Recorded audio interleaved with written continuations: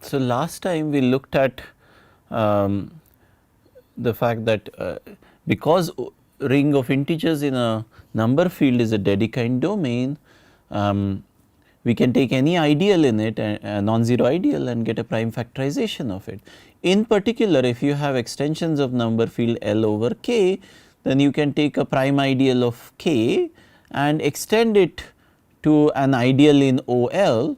It need not be a prime ideal there, we look at its prime factorization and we attach important invariants to it like ramification index, residue degree, etc. And I stated a lemma which said that the extension, the degree of the extensions is related to these ramification indices, residue degrees and the number of primes in a particular way. We proved that lemma when the base field was Q. We will postpone the proof of the general result to a later point. So, we will not prove that today for a general extension of number fields, but we will look at, we will define another important invariant of a number field which is called the ideal class group, and we will prove that ideal class group of a ring of integers of a number field is a finite group, finite abelian group. Okay. So, that is our aim for today. We can define the ideal class group for any Dedekind domain. Okay. So, let us do that. So, let R be a Dedekind domain. Okay.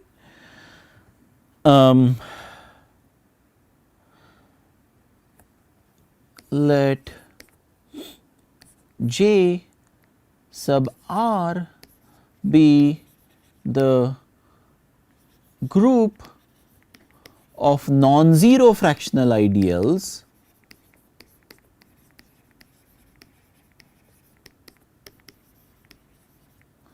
of R.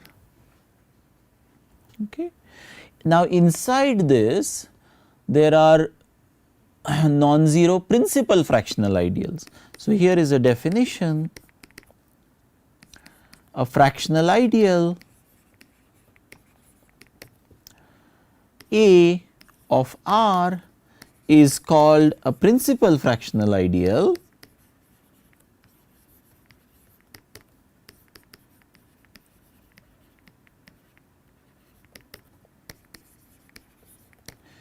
if A is x times R for some x in K.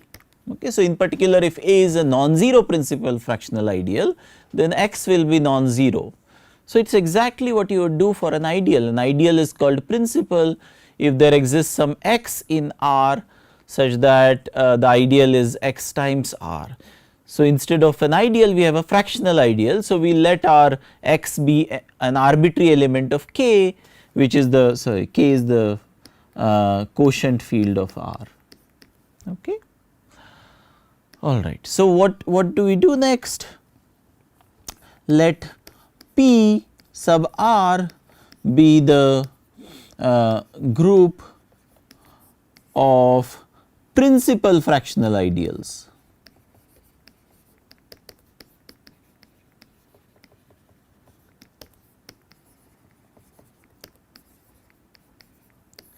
Okay. So, amongst all principal non-zero fractional ideal.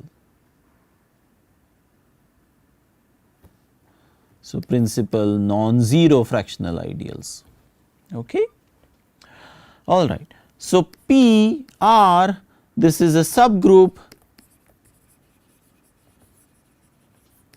of J sub R, and we can define the quotient. So, C, let me define it as CL sub R, this is J sub R modulo P sub R, this is called the ideal class group of R. Okay. So, this is the definition of ideal class group. Okay. Innocuous looking, of course, but So, here is a lemma that I am not going to prove because it is very easy. There is an exact sequence like this, which is 1 going to units of this, going to the principal non-zero principal fractional ideals of R, going to J R, going to C L sub R. Okay. Well, okay, I said I am not going to prove this, but by definition, so let me just say by definition, there is a, sorry, this should not be PR, this should not be PR, this should be K cross. By definition, there is an exact sequence 1 going to PR, going to JR, going to CLR, right. But any principal fractional ideal is generated by a non-zero principal fractional ideal is generated by a non-zero element of K. So, there is a sequence, there is an exact sequence 1. So, any non-zero element of K gives you a principal fractional ideal and vice versa. But this map is not injective, the map from K cross to PR is not injective. Two different elements of K cross could give you the same principal fractional ideal. And when do they give same principal fractional ideal? Precisely when they differ by an element in R cross. And so, you just put these two exact sequences together to get your lemma. Okay. If you are not comfortable with exact sequences, I suggest that you get comfortable with exact sequences and start using them, exact sequences, commutative diagrams, diagrams of field extensions, because that is going to help you a lot in thinking about problems in algebraic number theory, arithmetic geometry, algebraic geometry, etc. So, you should try to think in terms of exact sequences. Okay. So, here is an example, the simplest of examples is that if you take R to be Z, then K is of course Q, right, and any non-zero fractional ideal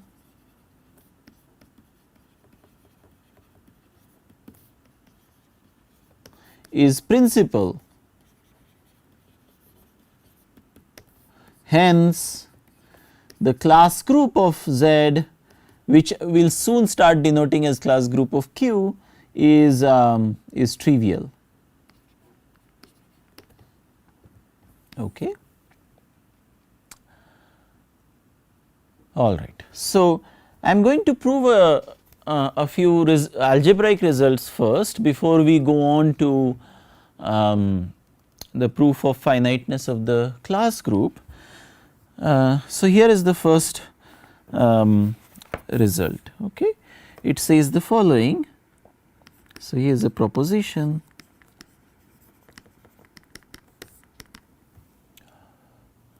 Let R be a Dedekind domain, then R is a PID if and only if R is a UFD, a unique factorization domain. Okay. So, in general, a PID is a UFD, but the converse is not true. Okay. So, let me remark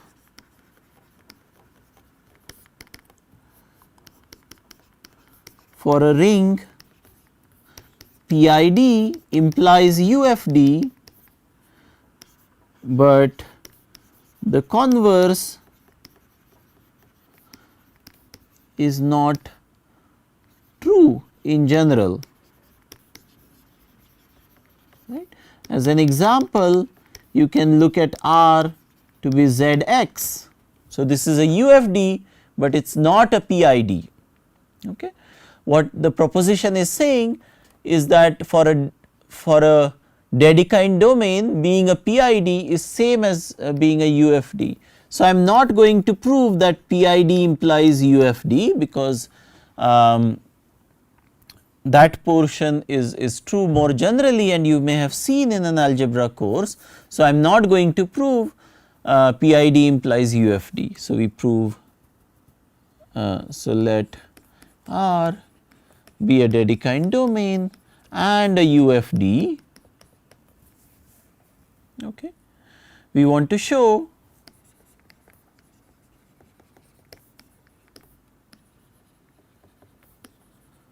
that R is a PID. So, every ideal in R is actually a principal ideal. So, because you have factorization of non-zero ideals into prime ideals in a Dedekind domain using factorization of non-zero ideals into prime ideals, it is enough to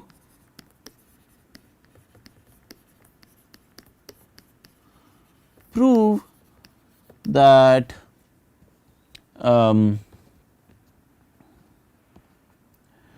any prime ideal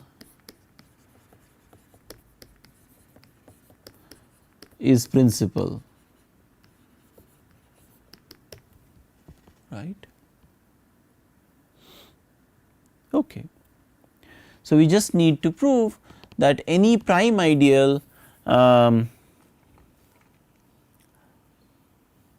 in a Dedekind domain which is a UFD is actually principal. So, we have already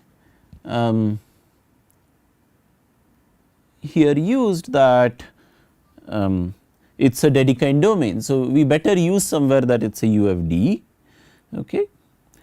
So, let P be a non-zero prime ideal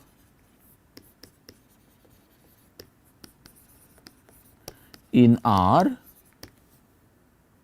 So, what I do is I take alpha in P. Now, I use that we have a UFD. So, alpha is equal to alpha 1 so on up to alpha s, where alpha i's are irreducible elements.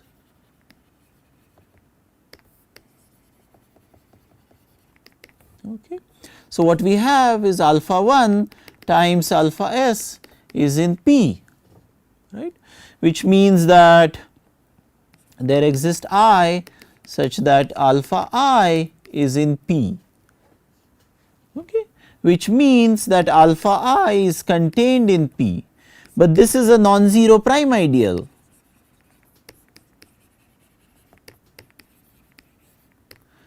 And hence maximal, because R is a Dedekind domain.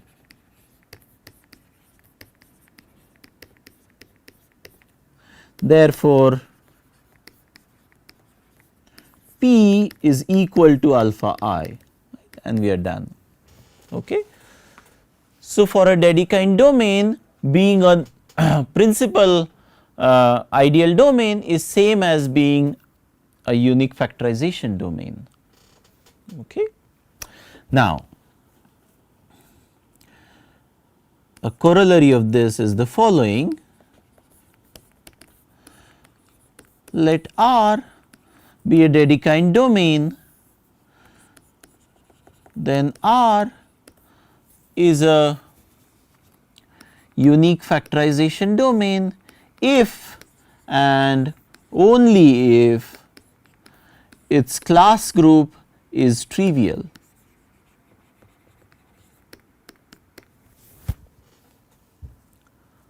Okay.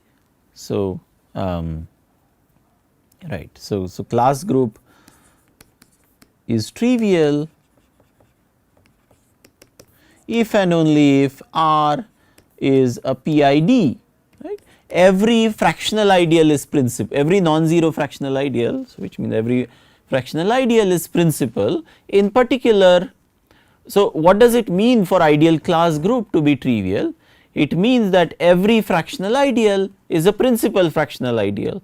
So, in particular all ideals are principal ideals, right. And so, being UFD is same as every ideal being principal, every ideal being principal is same as every fractional ideal is principal, and every fractional ideal is principal is same as ideal class group is trivial. Okay. So, ideal class group measures how far your Dedekind domain is from being a PID or a UFD. Okay. So, the abelian group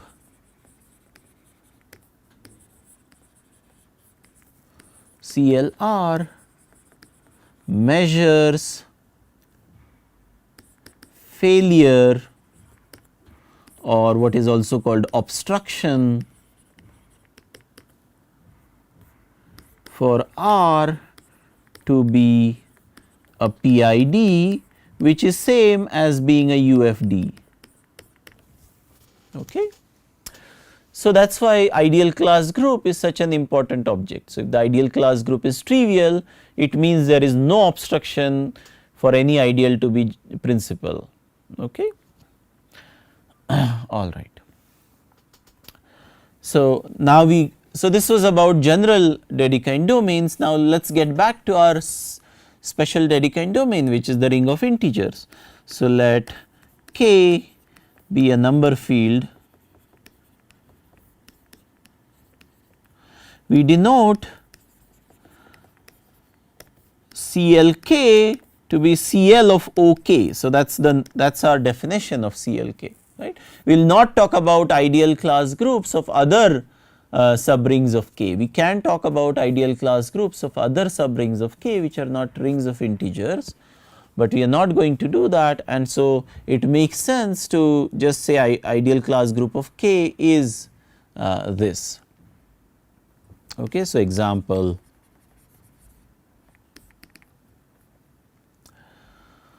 CLQ is trivial, right, and CLQI is trivial, right. I is square root of fixed square root of minus 1, right, because we know that OQI is just ZI is a PID, right. We know this because in fact ZI is a Euclidean domain.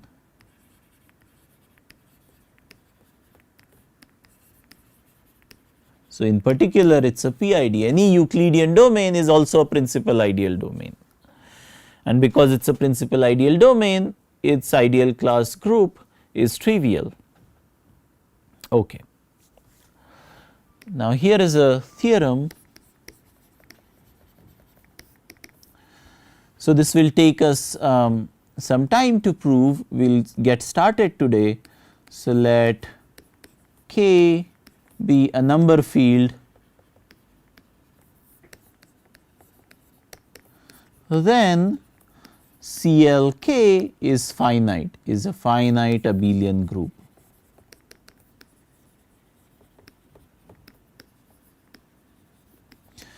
Okay. So, this means that although unique factorization does fail in rings of integers of arbitrary number field, it does not fail so badly. It is measured by a finite abelian group.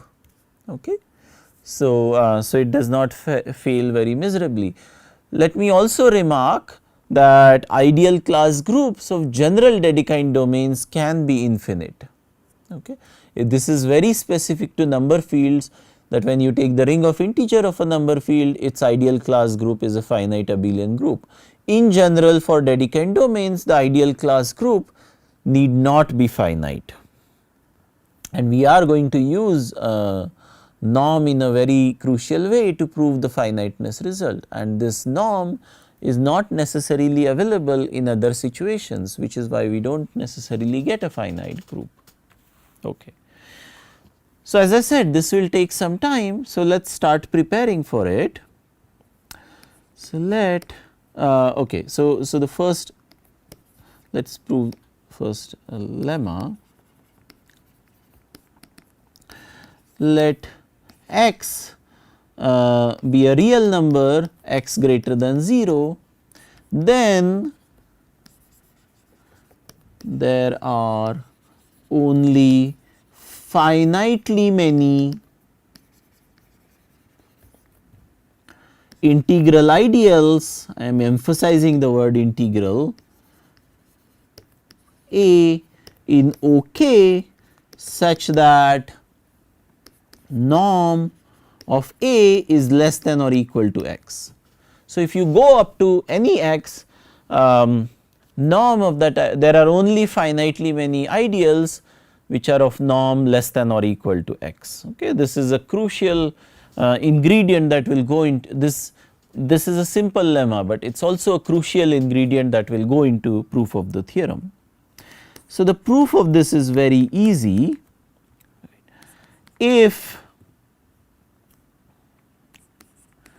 norm of A is equal to n, okay, I am using n for degree of k over q. So, let us say if it is m,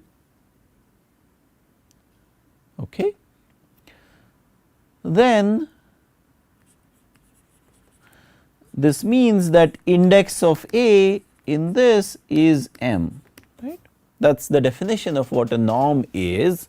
It is the index of A in OK, right. And so, what I can do is I can look at the so let m be such that m to the power n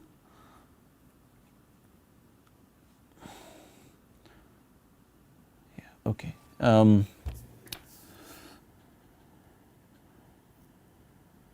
Is greater than x. So, I can always for any m bigger than 1 I can always find sorry, yeah. So, no, I mean for any my n is given to me, right. So, recall that n is equal to degree of k over q. So, my n is fixed. So, I can always find some m large enough such that this holds, and I fix such an m.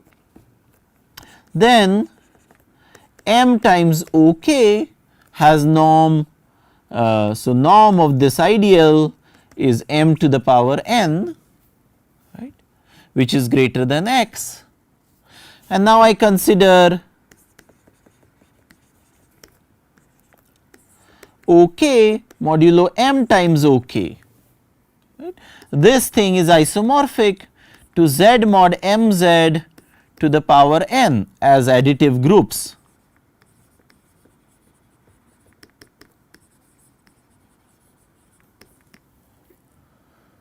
Right. And so, there are only finitely many subgroups. So, there are only finitely many subgroups of OK. So, finitely many subgroups, let us say G of OK such that M OK is contained in G is contained in OK. So, there are only finitely many additive subgroups like that, right. Now, if norm of A is less than or equal to x, then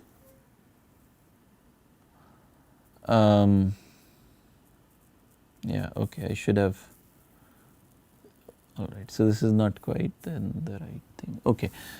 So, then okay, fine, sorry, let me just take, let me forget about the n here. and just write it like this. Okay. All right, everything is still true. So then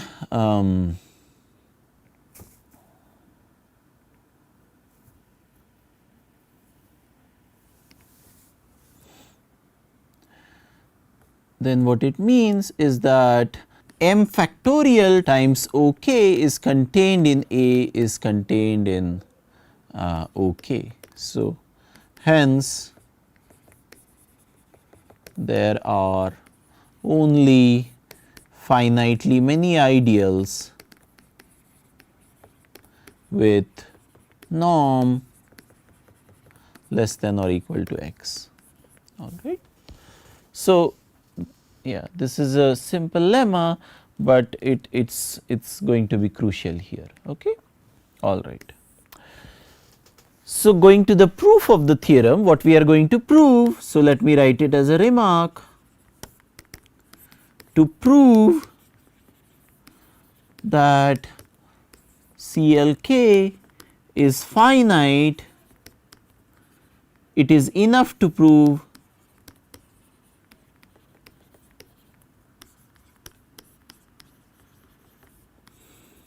that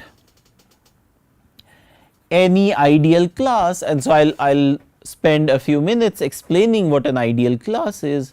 Any ideal class contains an integral ideal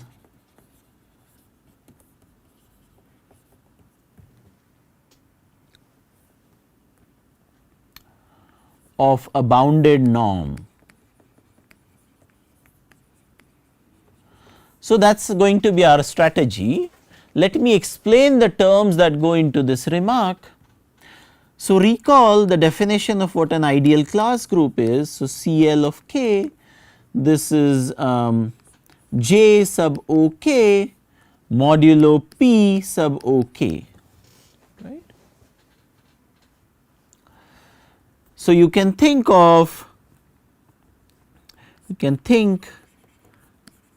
CLK as equivalence classes of fractional ideals, equivalence classes of non-zero fractional ideals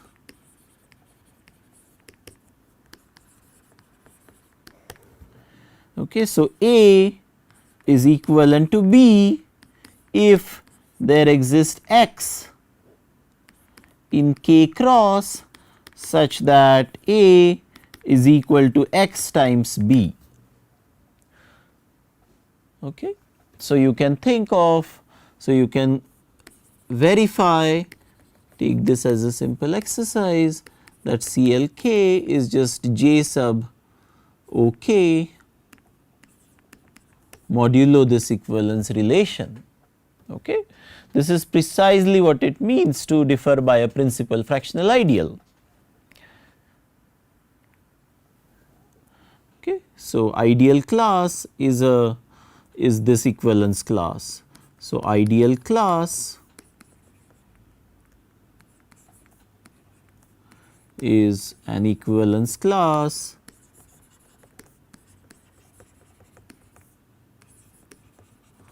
of non-zero fractional ideals.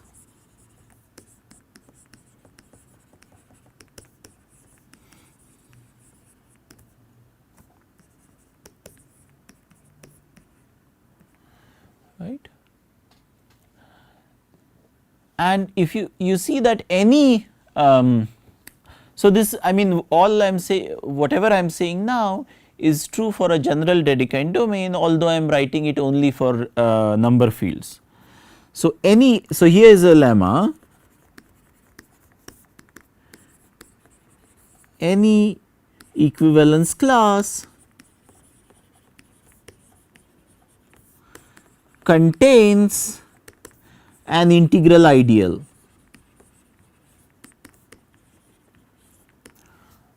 It is not necessary, I mean, a priori there is no guarantee that an equivalence class will contain an integral ideal. It contains a fractional ideal, but why should that fractional ideal be integral? So, here is a proof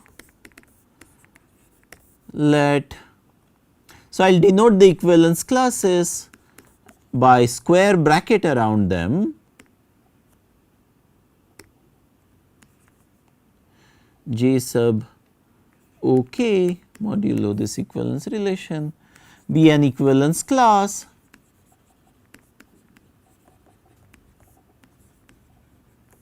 of A, right.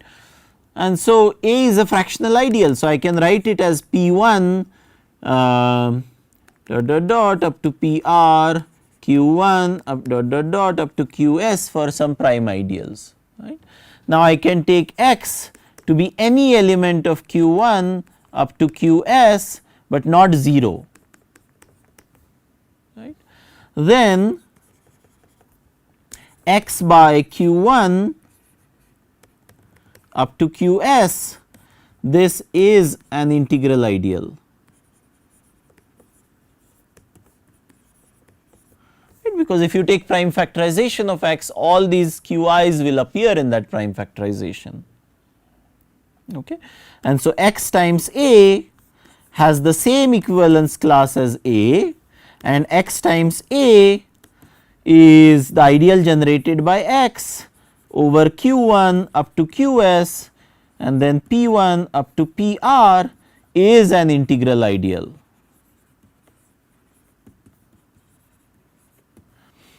Okay, so, every equivalence class of fractional ideals, it actually contains a principal, it actually contains an integral fractional ideal, but we are going to show next time that in the case of number fields, a equivalence class of fractional ideals, it contains a integral ideal of bounded norm. Okay. So, the bound will only be in terms of the number field, not in terms of the equivalence class.